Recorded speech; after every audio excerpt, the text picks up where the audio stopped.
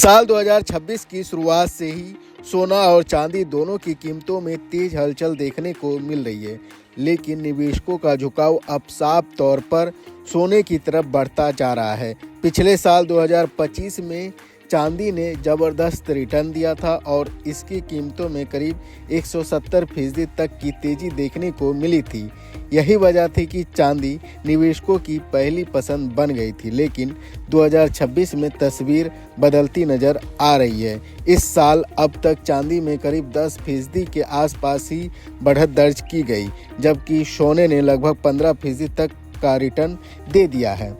सोना हमेशा से निवेशकों के लिए सुरक्षित निवेश माना जाता है। जब दुनिया में राजनीतिक तनाव, आर्थिक अनिश्चितता और ग्लोबल टेंशन बढ़ता है तो निवेशक ऐसे एसेट की ओर भागते हैं जो स्थिर और भरोसेमंद हो। यही कारण है कि इस समय गोल्ड को ज़्यादा सपोर्ट मिल रहा है।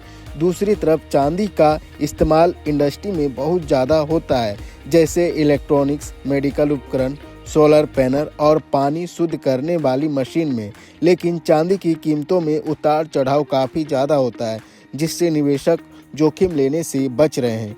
ETF के आंकड़े भी यही संकेत दे रहे हैं कि निवेशक अब चांदी से पैसा निकालकर सोने में ज़्यादा भरोसा दिखा रहे हैं। AMFI के आंकड़ों के मुताबिक जनवरी 2026 में गोल्ड और सिल्वर ETF के मैनेजमेंट के तहत कुल एसेट 3 लाख करोड़ रुपया से ज़्यादा पहुंच गए हैं, जो अब तक का सबसे बड़ा स्तर है। अगस्त 2025 में यह आंकड़ा करीब 1 लाख करोड़ रुपया था, यानी सिर्फ 5 महीनों में इसमें लगभग 3 गुना उछल गया है।